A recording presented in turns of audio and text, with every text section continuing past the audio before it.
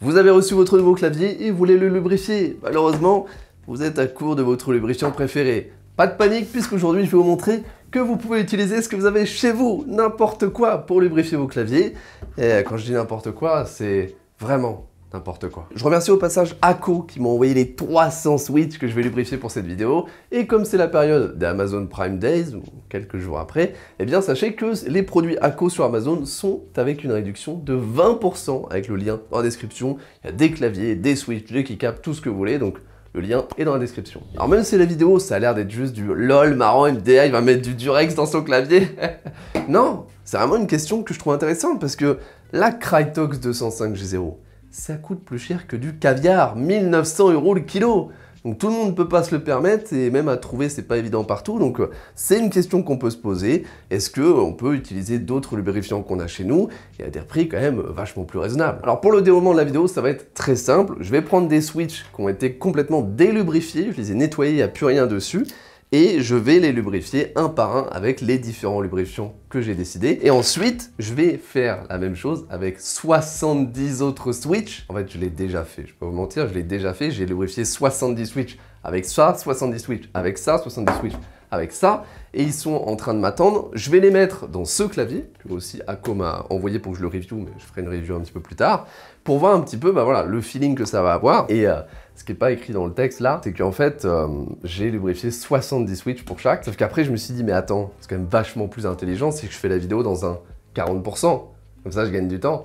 Parce que ouais, j'ai déjà lubrifié les switches, donc c'est un peu bête, mais tant pis. J'aurai des switches en trop avec du Durex dedans. Super, je pourrais les vendre sur le bon coin. Donc non, ça va être cool. Ce qui va être intéressant surtout, c'est de suivre un petit peu la mise en place du lubrifiant. C'est pour ça que j'en ai gardé pas lubrifié. On va le faire ici en direct. Parce que c'est intéressant de savoir si ça se met correctement. Si c'est pas utilisable, c'est pas applicable simplement, c'est pas utilisable. Vous n'allez pas vous embêter à le faire sur 70 switches comme moi. Donc ça, c'est la première étape. Ensuite, on fait les différents tests audio dans le clavier et je parle en même temps un petit peu des avantages et inconvénients de chacun. Par exemple, le WD-40, c'est quelque chose que vous êtes des dizaines à m'avoir envoyé en commentaire sur mes vidéos de lubrification. Oui, pourquoi tu n'utilises pas WD-40, machin et tout. Il y a des raisons pour lesquelles les gens font pas ça. Il y a des composants nocifs pour les switches, pour certains matériaux. Donc voilà. Il y a des raisons pour chaque produit de pourquoi on les utilise, pourquoi on les utilise pas. Du coup, on va parler un petit peu de tout ça. Et c'est parti. Donc on commence direct avec la Crytox 205G0 pour avoir le premier point de comparaison. Vraiment, c'est la base qu'on utilise. Je vous dis 1900 € le kilo. Ce que je vais faire, c'est que je vais prendre un switch qui est non lubrifié. C'est un Akko V3 Pro Cream Blue, truc comme ça. On va l'ouvrir, on va appliquer de la Crytox. Pendant ce temps, je vais vous dire un petit peu ce qui fait que la Crytox c'est utilisé, c'est bien. Déjà, c'est une graisse, c'est important, parce qu'il y aura aussi des huiles qu'on va utiliser. Donc c'est une graisse, et surtout une graisse qui contient du polytétrafluoroéthylène. Polytétrafluoroéthylène. Oh, je l'avais. Et en fait, c'est juste du téflon. Voilà. Le téflon, c'est intéressant parce que c'est hydrophobe. Et pourquoi c'est intéressant que ce soit hydrophobe? J'en sais rien. J'en sais rien. Non, c'est vrai, mon caméraman m'a dit, bah ouais, c'est vrai que tu vas souvent à la piscine avec ton clavier. Non, je sais pas, en vrai, je sais pas. Peut-être pour éviter que l'humidité aille dans le switch, j'en sais rien. En tout cas, ce qui est intéressant avec le téflon, c'est pas forcément qu'il est hydrophobe, c'est surtout que c'est, je crois, de ce que j'ai vu, le composant, le solide, parce que c'est du solide le téflon, qui a le coefficient de friction le plus faible parmi tous les solides. C'est pour ça que c'est utilisé notamment dans les poêles anti-adhérentes. Pour ça, c'est des poêles en téflon. Donc le fait d'avoir un coefficient de friction le plus bas de tous les solides, ça tombe sous le sens qu'on le mette dans un système de lubrification, dans un lubrifiant, pour justement avoir le moins de friction possible. Donc c'est ça surtout qui est recherché, et dans tous les lubrifiants, on va dire, normaux, de switch, donc pas de l'huile d'olive, du WD-40 ou quoi, tous les lubrifiants faits pour les switch, la plupart normalement contiennent du téflon.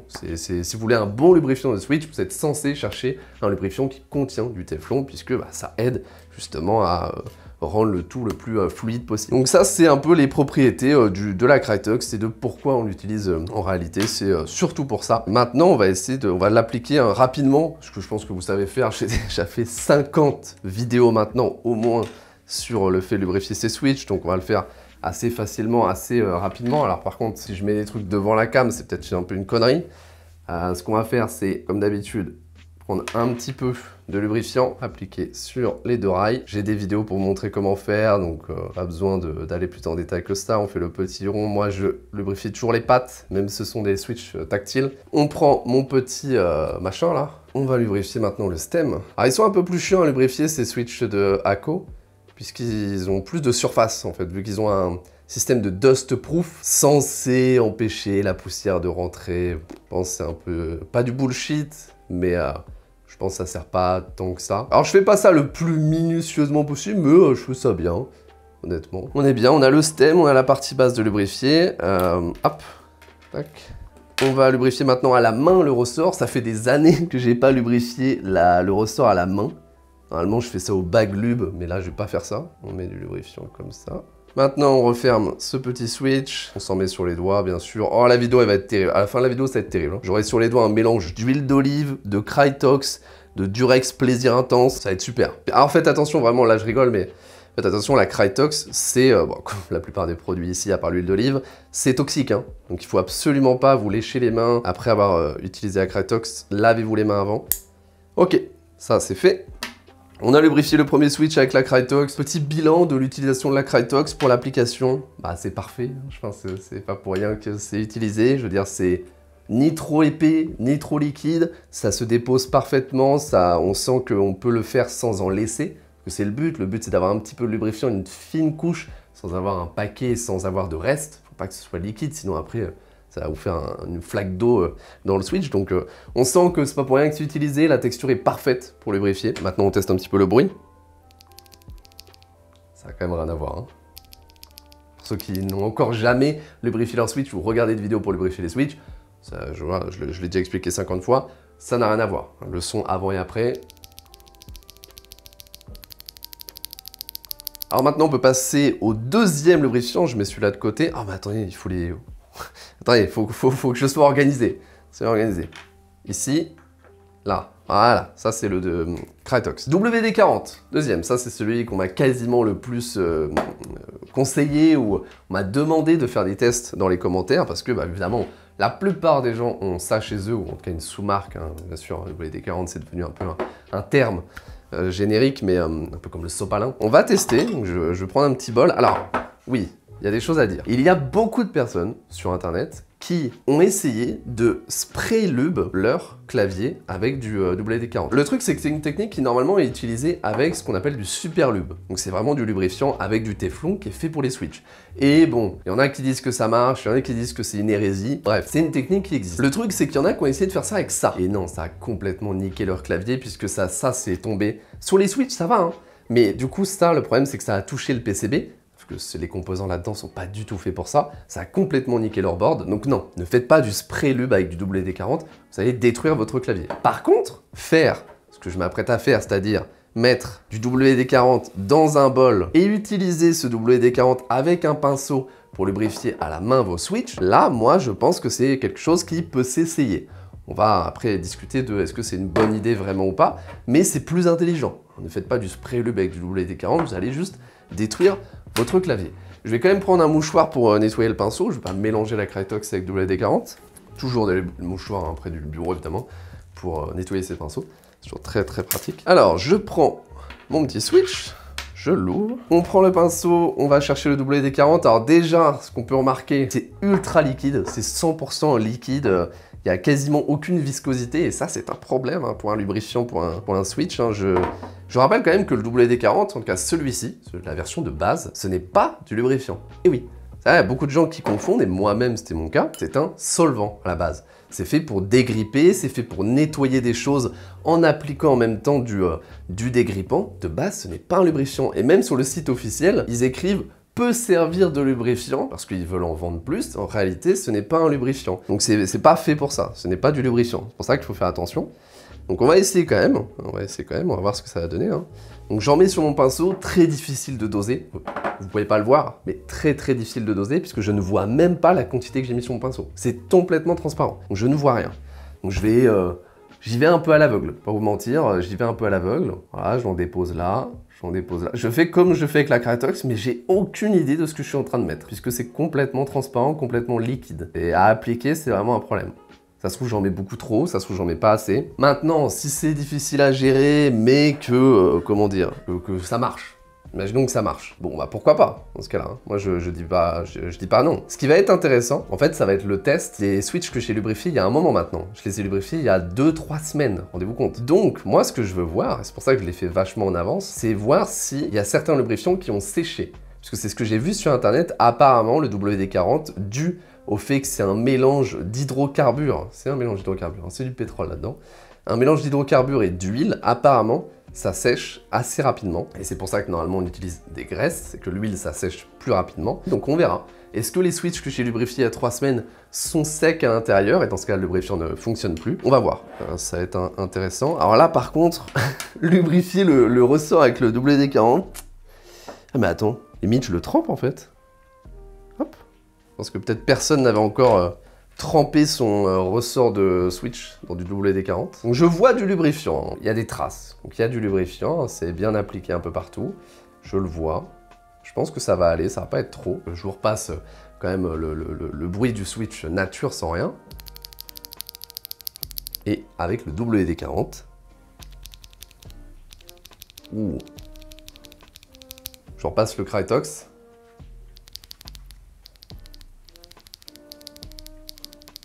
WD-40. On entend un squish un peu... Il y a un bruit secondaire qu'il n'y a pas avec la Krytox. Donc ça, je sais pas si on l'entendra vraiment sur le clavier final, mais je trouve ça intéressant de tester comme ça. Juste le switch comme ça, on entend déjà la différence. Il y a un petit squish, un petit bruit qui n'est pas censé être là. Donc ça, c'est... pour l'instant, ça sent pas très bon pour le WD-40. On garde la Krytox ici. Hop, on met ça ici. Et maintenant, on passe à l'huile d'olive. Hein, petite huile d'olive. On a tous chez nous. C'est quoi? C'est 4 € le kilo avec une marque pas trop chère. C'est hyper intéressant. Je pense que c'est même plus intéressant que le WD-40 en termes de prix. On va voir l'huile d'olive, ce que ça peut donner. J'ai aussi des choses à dire dessus, forcément. C'est un petit peu plus compact, un petit peu plus visqueux. Ah, la viscosité de l'huile d'olive, c'est un peu mieux. Donc je pense que ça va tenir un petit peu plus, peut-être plus dans le temps aussi.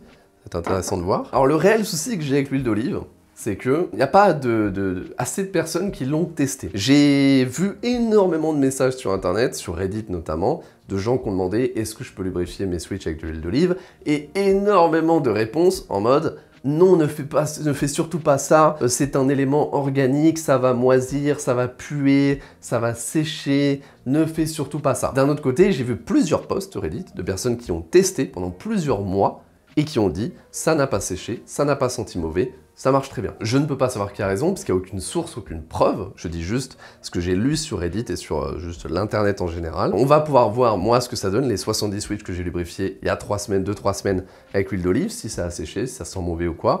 Faudrait évidemment faire des tests sur plusieurs mois pour se rendre compte. Maintenant, bon, c'est vrai que de base, ça sent fort. Hein. De base, ça sent fort. Je pense pas que votre clavier va sentir quoi que ce soit. Hein. Je rappelle, on met quelques...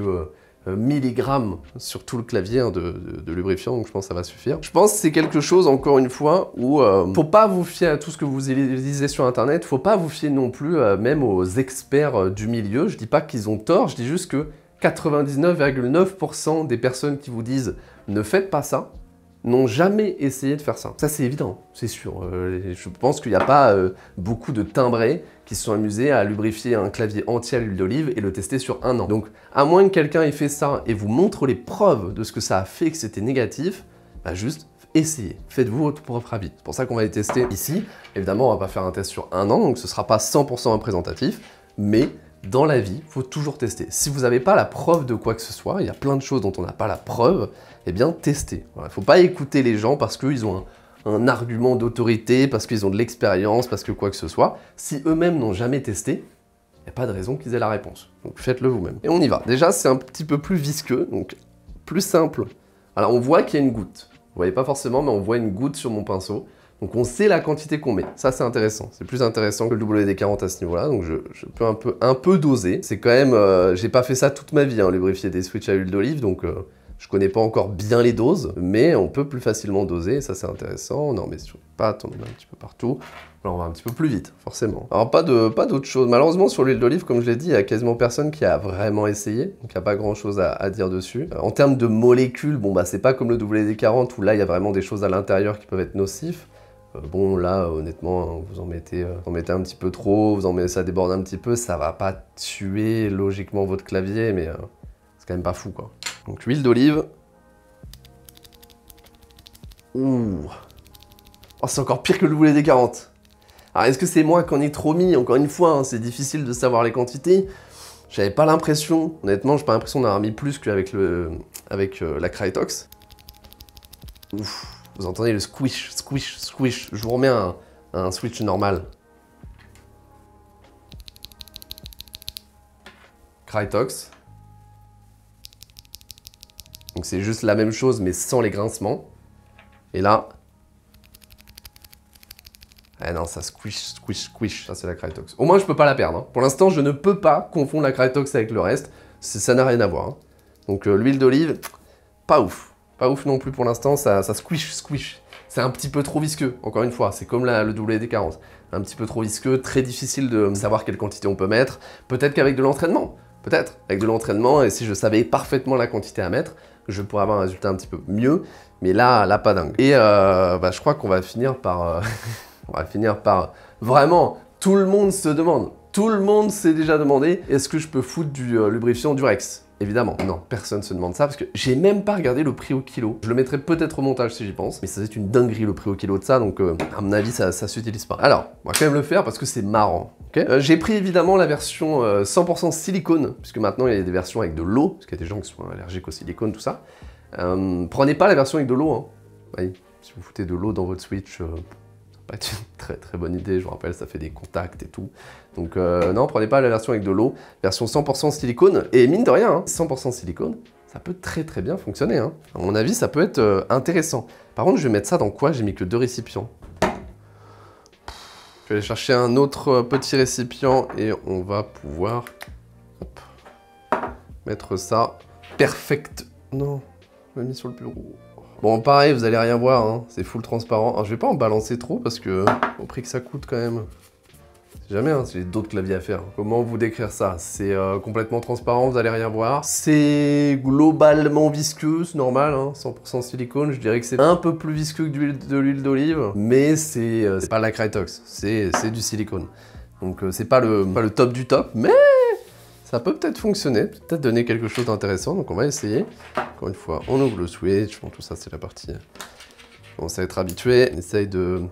Difficile encore une fois de se rendre compte de la quantité qu'on met, c'est pour ça que la Krytox c'est aussi intéressant, parce que c'est blanc. C'est con, hein, et le fait que ça soit de la graisse blanche, tu sais exactement la quantité que tu mets sur ton pinceau. Là où n'importe quoi qui est transparent comme ça, tu ne sais pas. Tu espères ne pas en avoir trop mis. C'est bête, mais l'un des avantages les plus conséquents de la Krytox, c'est que ce soit de la graisse blanche. C'est vraiment ce qui permet de se rendre compte facilement de la quantité qu'on met. Et mine de rien, c'est certainement ce qui rend le Switch un petit peu trop squishy dans ceux que j'ai fait avec l'huile d'olive et le WD-40. C'est que, vu que je ne me rends pas compte de la quantité que je mets, j'en ai sûrement trop mis. Et du coup, ça donne un effet un petit peu dégueu. Je fais un test sans rien, encore une fois. Maintenant, avec le lubrifiant Durex Perfect Gliss, ça devrait être parfait. Oh, attendez, faut que j'écoute.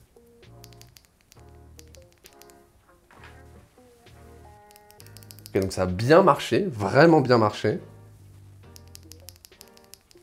Je compare avec la Krytox. Ok. Krytox c'est encore légèrement supérieur. Alors est-ce que c'est par rapport à la quantité difficile à dire? Mais là j'ai quasiment aucun bruit de frottement. Tous les bruits là de grincement sont partis, tous les bruits de frottement sont partis. Là où ici j'ai plus aucun bruit métallique, ça c'est sûr, mais j'ai un petit bruit de frottement. Un peu comme si je frottais du tissu. C'est très léger, mais il y a. Après, c'est très léger quand je le colle à mon oreille. Donc dans un clavier, comme ça, à distance, ça ne s'entend pas. Donc pour l'instant, c'est le meilleur de tous. Est-ce que c'est dû à la quantité que j'ai mis, qui était meilleure que les autres? Je ne sais pas. Je pense que c'est surtout dû au fait de sa viscosité et du fait que c'est du silicone, alors que là, c'est de l'huile et de l'huile, finalement, et un mélange d'hydrocarbures. Donc je pense que c'est surtout ça. Donc intéressant, intéressant. En tout cas, comme ça, avec un seul switch, je dirais que dans l'ordre, si on va faire un petit ordre, alors on se fait un petit ordre, je dirais Krytox, Durex, j'ai préféré la WD-40, est-ce que c'est au niveau de la quantité difficile à dire? et huile d'olive. Alors je parle ici bien entendu juste de qualité de lubrification à l'oreille comme ça. Si je devais juger la qualité de produit, est-ce que vous devriez utiliser ou non, je ferais plutôt ça. Ça vraiment je ne le recommande pas du tout, vous allez potentiellement abîmer vos switches ou votre board si vous en mettez un peu n'importe où. Donc je ne recommanderais vraiment pas ça. Alors là où j'ai été un peu bête, c'est qu'il y a une version silicone. Et peut-être que la version silicone aurait agi de la même façon que le Durex Perfect Gliss. Donc peut-être dans une prochaine vidéo, voilà, tester encore de nouveaux types de lubrifiants, parce qu'il y en a des centaines. Donc ça peut être une série de vidéos, si ça vous intéresse, dites-le moi en commentaire. Je pourrais en faire d'autres, la version en silicone peut-être plus intéressante. Là ce que je vais faire, c'est ranger un peu tout mon bazar et monter le ACR Top 40, le nouveau 40% de chez ACO. Je monte tous les switches non lubrifiés, on fait un test audio, puis je mets tous les switches lubrifiés à la Krytox, au Durex, à l'huile, au WD-40, et on fait tous les tests audio à la suite. Je vous montrerai pas à chaque fois que je vais les monter, parce que c'est juste chiant, hein, c'est une perte de temps pour vous. Donc je vais juste vous mettre tous les tests audio à la suite. Moi là, ça va me prendre 1h30 de monter et démonter à chaque fois les claviers, mais je vous retrouve tout à l'heure pour un peu faire une petite conclusion.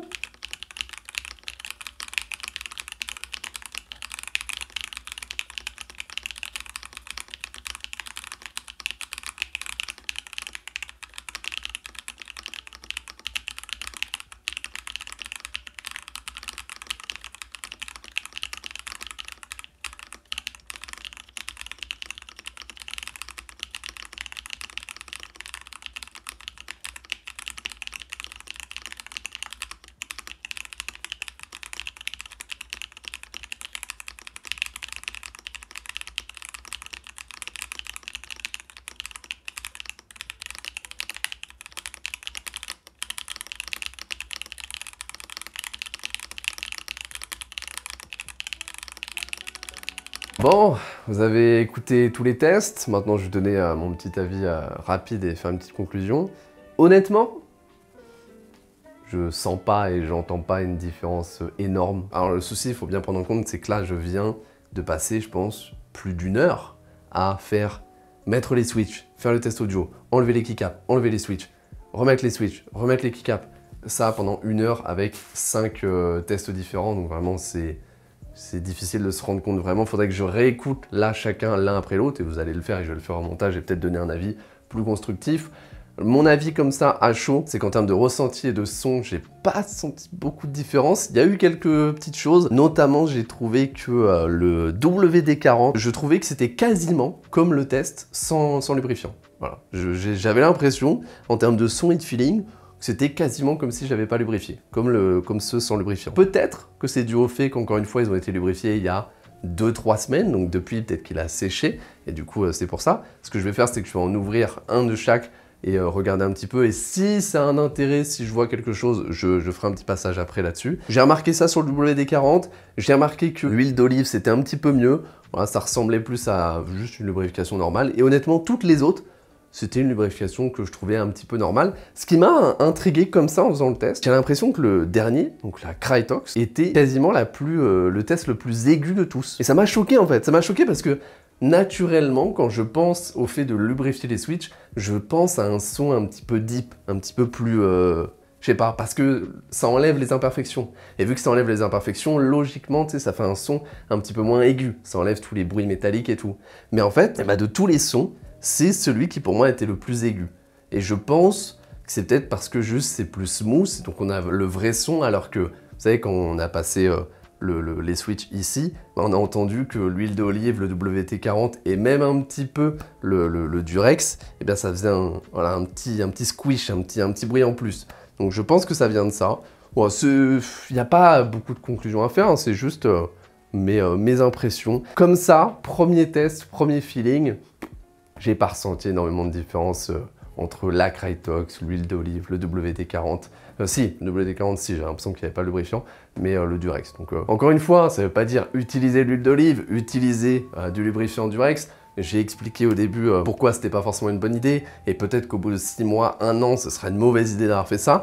Mais comme ça, là, maintenant, en venant juste de le faire, bon, j'ai pas ressenti ou entendu de différence énorme. Et merci en tout cas d'avoir suivi cette vidéo. En réalité, le but, c'était pas, comment dire, de remplacer la Krytox, de trouver le remplacement magique qui va coûter pas cher et tout. C'est évident que ça a été testé pendant des années et des années, et que, bon, si les gens ont décidé que la Krytox était la meilleure chose, c'est que c'est sûrement la meilleure chose. Juste, je trouvais ça intéressant de tester un petit peu différents produits, notamment que vous m'avez conseillé en commentaire, pour répondre à certaines interrogations.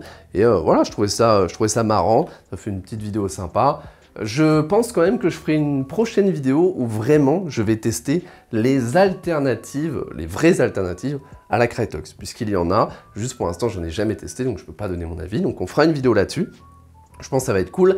Et je pense faire, comment dire, une série de vidéos, comme je viens de le faire.